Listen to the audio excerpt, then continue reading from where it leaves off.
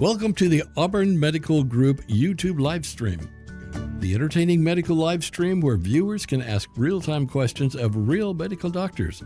And here are our hosts, Dr. Mark Vaughn and Dr. Gawain Vaughn.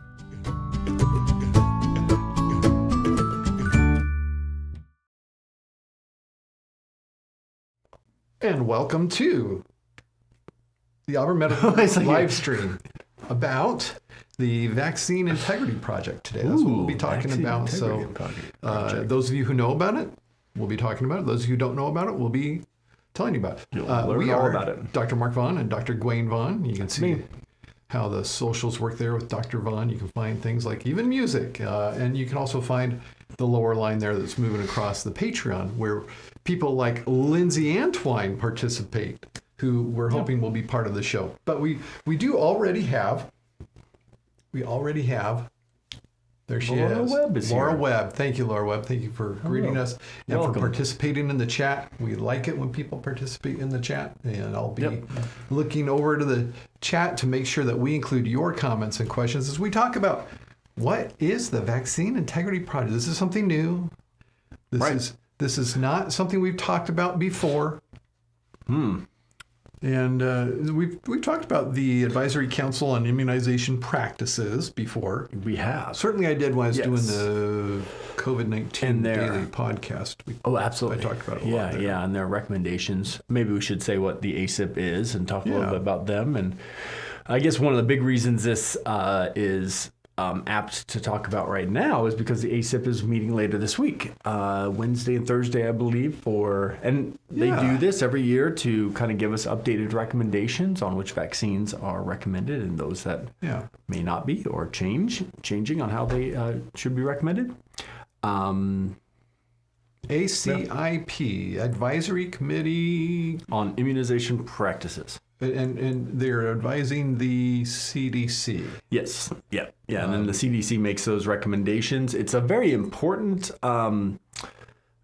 group because what they recommend is typically what is put on the CDC's vaccination schedule. And whatever gets put on that schedule then is rolled out to physicians, and probably more importantly, what is rolled out to insurances and what insurances will cover, and very specifically the Vaccine for Children program, which provides free vaccines for those on Medicaid.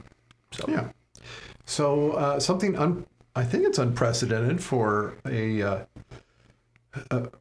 Secretary of HHS to wholesale fire the entire ACIP. I don't think it's been done before. I think this is a new thing. Typically, they have a 4-year term, and then they're done. 13 of the previous 17 were appointed by Biden. All of them were appointed. All of the 17 previous were appointed by the Biden administration. Which makes sense when it's a 4-year term, right? Right. Yeah, and then you would get your chance, I guess, after those 4 years came up. However, they were all fired earlier this month, and a completely new wholesale renovation of the ACIP has been done. Okay. So first of all, there's fewer members. There's only 8 now, I believe. The number of members previously about half. 17.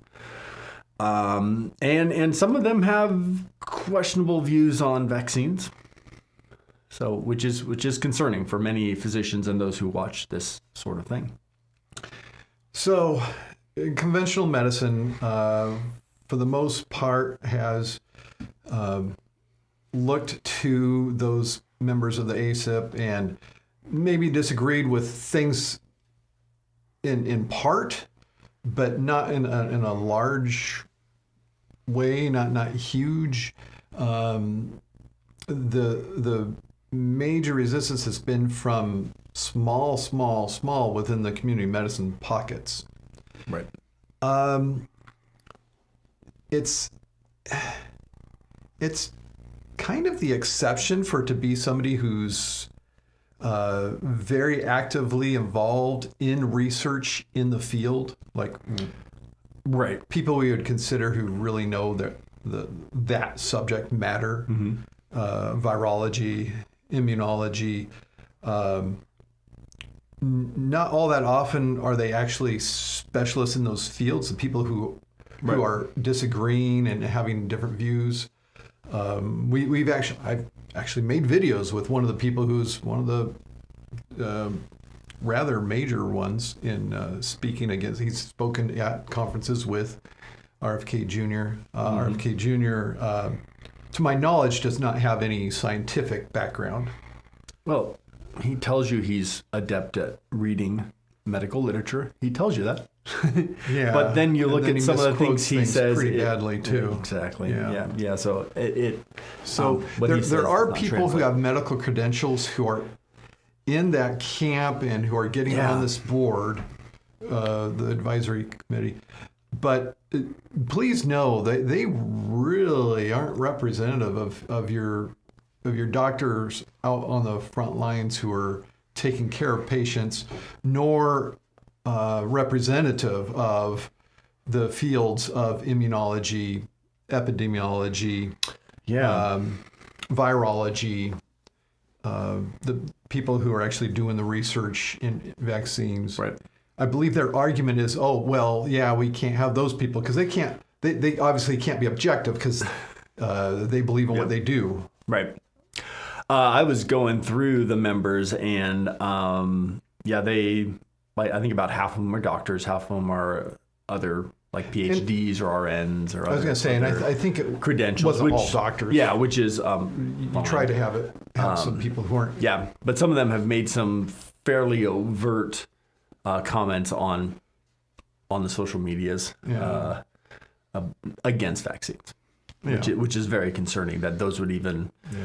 The comment when this was done, the press release said they were trying to. Gosh, I read the trying to bring. I think they said vaccine. Did they say vaccine integrity, or they said trying to bring I guess non-biased back to the ACIP. Which I forget what the press release. So I think the difficulty there is that the people who are working in it would actually be in the industry.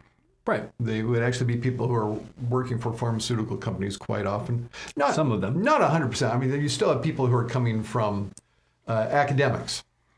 So medical schools.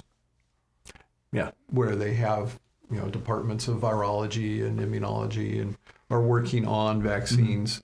But a lot of times it will be a mixture of private money and government money. Right. Yeah.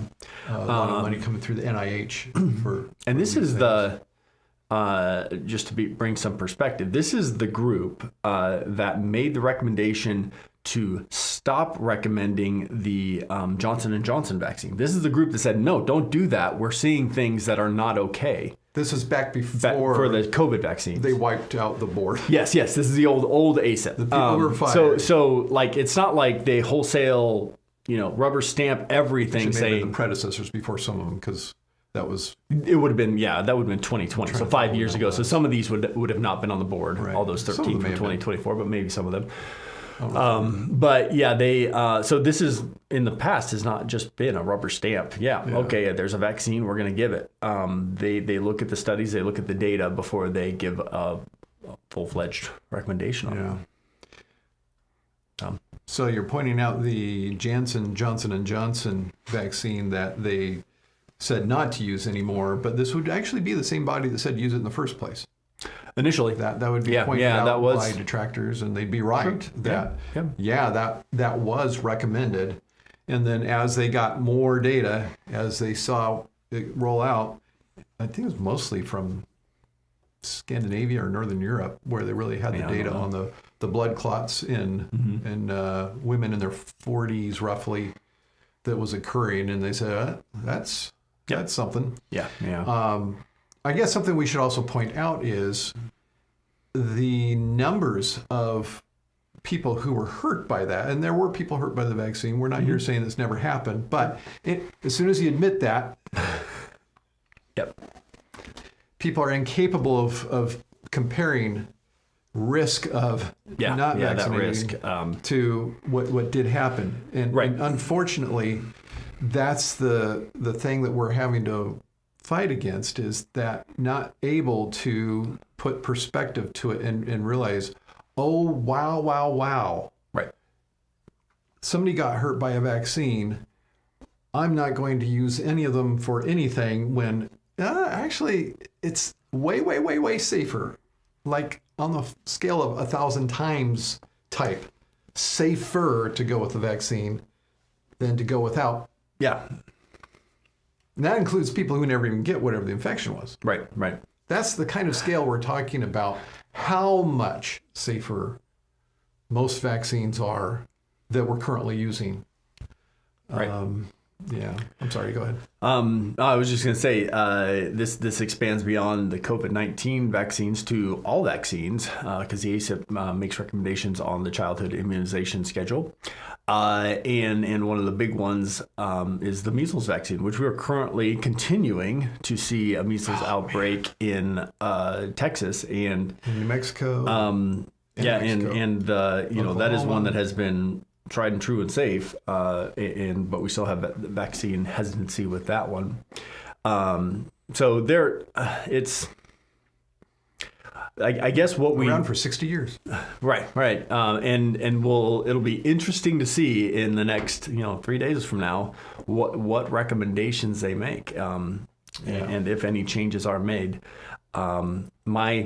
My gut says that they'll probably make changes to the COVID-19 vaccine, probably similar to what RFK recommended for young children and pregnant people.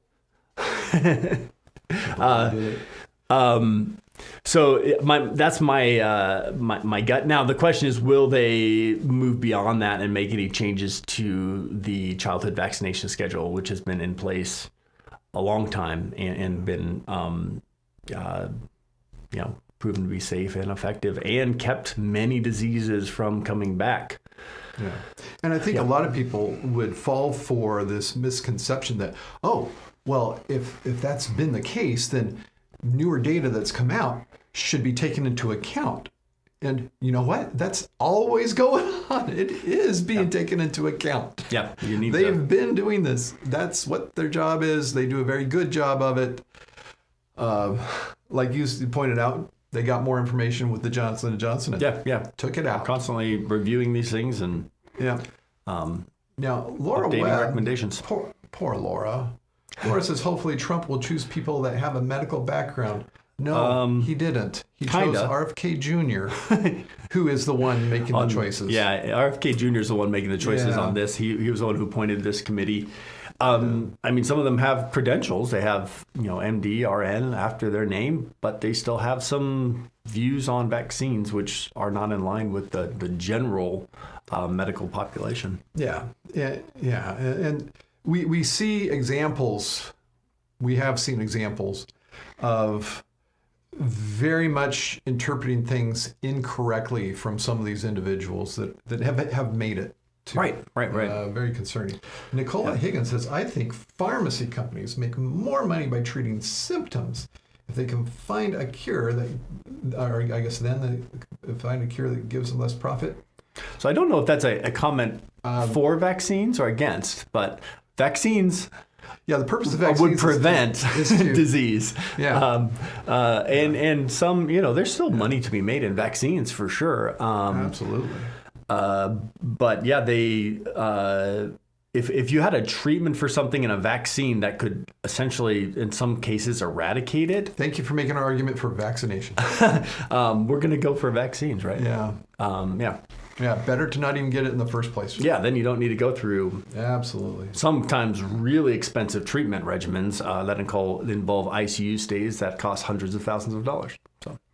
Laura's saying they must have been born after the 60s when immunization were encouraged low.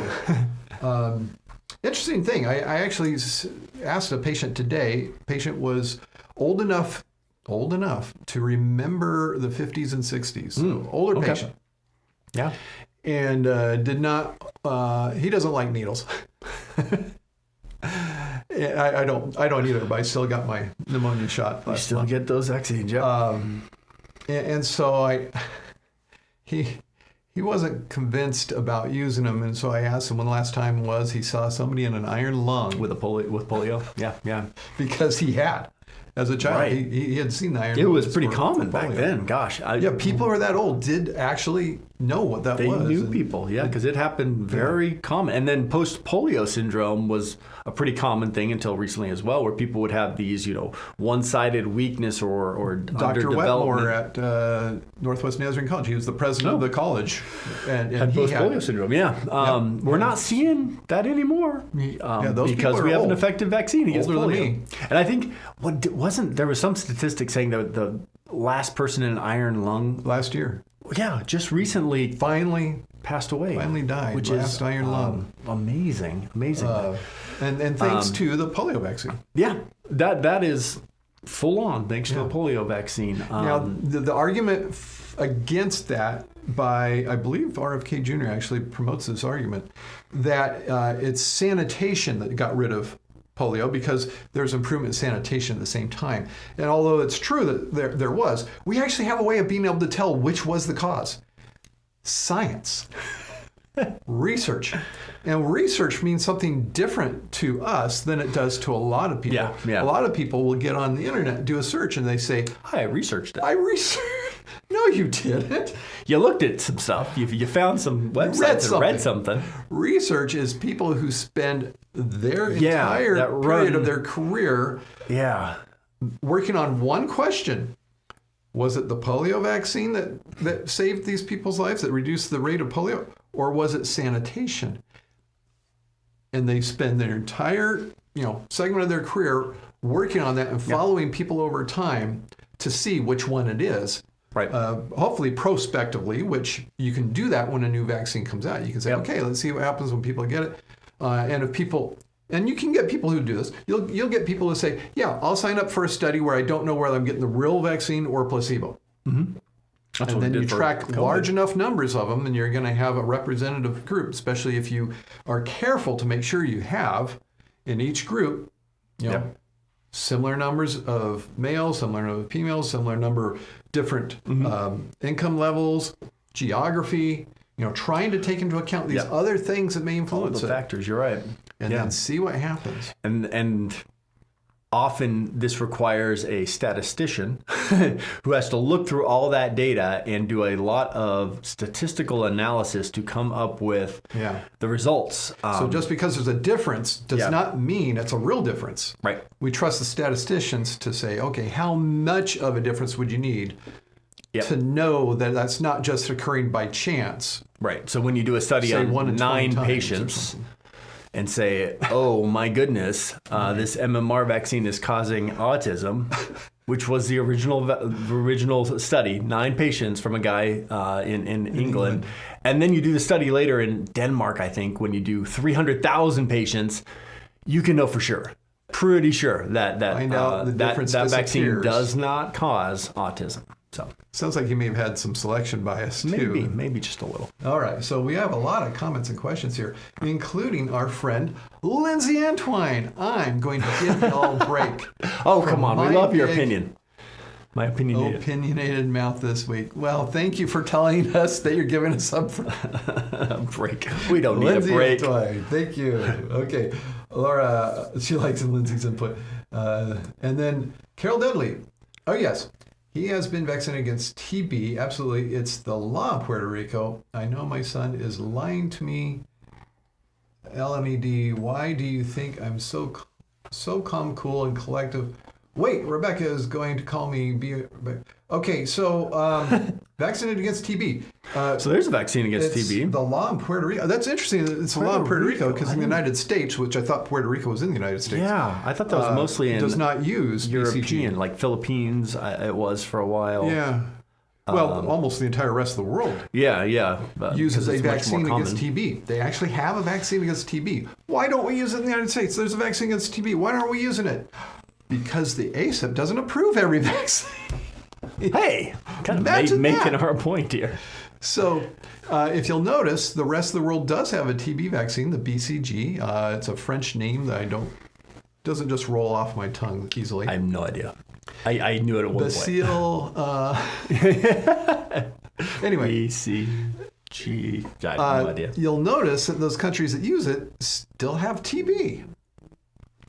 They do, yeah. So it's not used in the United States. One of the main reasons is so that we can still test for it, because our test is based on being able to see if you have antigens or antibodies, against to a certain element in TB, which is actually what they give you with the vaccine. And so people who have been vaccinated from other countries, that test comes back positive. So we don't know whether they've been exposed then you've got to do actual TB or if they just had the vaccine. So now how do we screen for people that might be carrying it, might need to be treated? Mm-hmm. And we treat people who have been exposed to TB even before they get symptoms by finding them with this test. So that's why we check that in prisons and healthcare settings. And every single medical student. And poor medical students who turn positive all the time. And then get treated. Yes. So that you have a really good chance that you knocked it out, so it's not going to rear its head later in life. Right. Yeah. Yep. That's another subject. But we have Lindsay saying, Jonas Salk, more than RFK Jr. That's all I'm saying. Oh, I'm not arguing with it. Laura Webb, I knew RFK was appointed, but not anyone from there. Okay. So we're caught up on our comments. Yeah. So RFK was appointed. I'm pretty sure he was the one, or his group of people, appointed this ACIP panel. Yeah, because he's the secretary, so it'd be directly under his responsibility who gets put on it. Right. And my understanding is he has had some. And I think currently we don't have a CDC director. I think we're still waiting on confirmation for. Is that true? Whoever is, yeah. I'm trying to remember who was up for it, but I can't remember. Can't think of it right now. Okay, very good. Yeah. So we do to have be links. determined. We have links in the description to information about. We never even talked about what the vaccine integrity project. Project is. We probably should talk about that a little bit. So the University of Minnesota. Yeah. So now that the ACIP, some would say, is compromised, we need to make sure we have a reliable body of trusted individuals who are giving unbiased, reliable recommendations about vaccines. And many doctors are feeling that the ACIP will not be that group anymore. So a group of individuals out of Minnesota, University of Minnesota, have put together this vaccine integrity project, which has the buy-in from big names, American Academy of Family Physicians, American Academy of Pediatrics, American College of... So they've actually endorsed it already? I believe so. Yeah. Okay. That's my understanding, at least. So that's kind of our backup, our stopgap in the meantime, and they're trying to get insurance companies to recognize them as well, which is kind of where the rubber meets the road here, because getting these paid for is really where we, because if insurance isn't going to pay for it, people aren't going to get them, and we're going to have decreased vaccination rates for whatever's not covered. So we will see some increased disease there. So people watch our show might remember us talking about insurance companies. Now, there's a lot to dislike about them. Yes.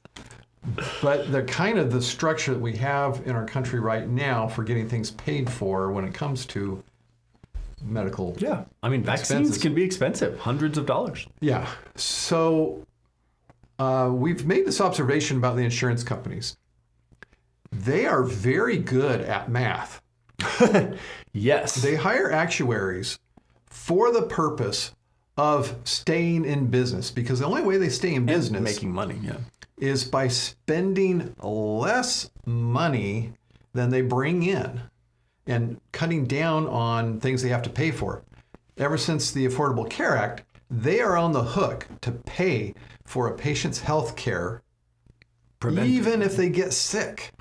Yep. And they can't drop them or increase rates because they get a certain disease or they get chronic illness.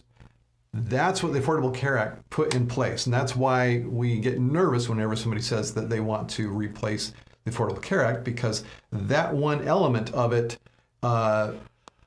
just made a huge difference by making the insurance companies now have, for their own self-interest, keeping patients out of expensive care down the road. Yeah. Because it's on them. So they have an incentive to use vaccines to prevent that work. Disease. Yeah. So we'll see. We'll see how it plays out here. So yeah. So Laura Webb. Laura, you're dating yourself. I was going to say, you're telling us how old you are because I don't remember this. We know these stories. You're older than me. I remember standing in line at school to get an immunization by an air gun. Yep. I don't think I've ever even seen whatever the delivery tool is. Yeah. Maybe on videos from like the military. Yeah, that's right. That's like what I think of. I think they still used it in the military during my time. Yeah. But I've never seen one. My entire career and all my education and training was never around those things. I know what they are, and I know when they were used, and that tells me something about you, Laura. Yeah, that was what they did. Okay, so there is still, we've got the 2 links related to the Vaccine Integrity Project if you want to read about that in our description. We also have the link if you want to, on YouTube, play a playlist of a couple of my live performances of my songs and put them on repeat and just let them play. Just let them play in the background. You can do that. Let us know in the comments in a future show if you actually do it. That'd be cool. Somebody do it. Okay. Actually, that would be considered up there with a super chat. Oh, yeah. Yeah. So there you go. I throw it out there. Yep. I also wanted to say something before we go off here because we do have a couple minutes left. Let me take off the Laura Webb comment there. So the whole statement about putting trust back into that's how they word it. That's what it was. Yeah. Because of an accusation of it being the pharmaceutical industry that's just got these puppets in the ACIP. First of all, they do go through a screening for conflicts of interest before getting in there. Although I think everybody would be in agreement that we have concerns about industries having people in, whether it be the FDA or Environmental Protection Agency, they're industry connected. I understand that concern. So who do you trust? Well, there are people who watch this show because they trust us, and they've noticed something. They notice that it's very, very rare to hear us endorse a particular commercial product that it sounds like we're getting some kind of benefit for recommending. Not that we never do recommend something. And actually, we have received, not money, but, we may have received money at one time for some device that we showed, like maybe the camera that goes in the ear. We got a free stethoscope when we show the stethoscopes on some of the other videos. So there's been the here and there, something that we were able to benefit from. I don't think we really did for any of our products that we showed at CES. Did we get any kind of compensation for anything that we saw there or talked about? No. So you know who we are. You can look us up on the, what's it called? Sunshine Act. Sunshine Act open payments database that Medicare has, where they show how much money the drug reps give to a doctor. And you can compare us to all your other doctors you know of in town. Please do. I guess.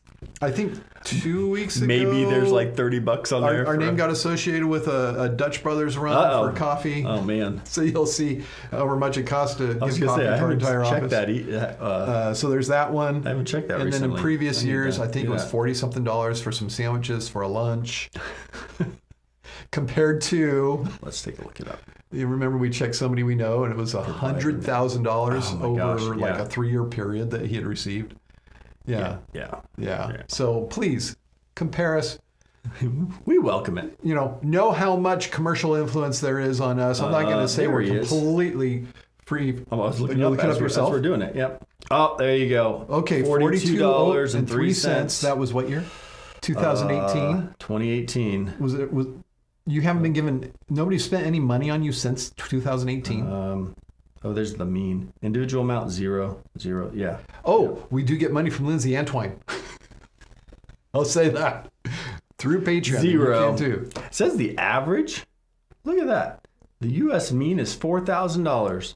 Is that for the specialty mean, which I guess would be family practice? Family practice. $1,200. The average family practice Dr. doctors get. Wayne, 2018, $42. Yeah, nothing since. I don't remember what mine was, but it's Nobody's similar. buying me off. Actually, I think mine may have been a little less than yours. I think it was, but it may have gone up since then. We expect next year to see that Dutch Brothers show up on it. Okay, we have no additional comments, so we will sign up and see you next time. Until next time. Hey, I'm Dr. Wayne Vaughn. And Dr. Mark Vaughn telling you to stay in good health. See ya. Doctors, thank you for another informative session. Auburn Medical Group is located in Auburn, California, USA. Thank you for participating. Please tell a friend and join us again next week.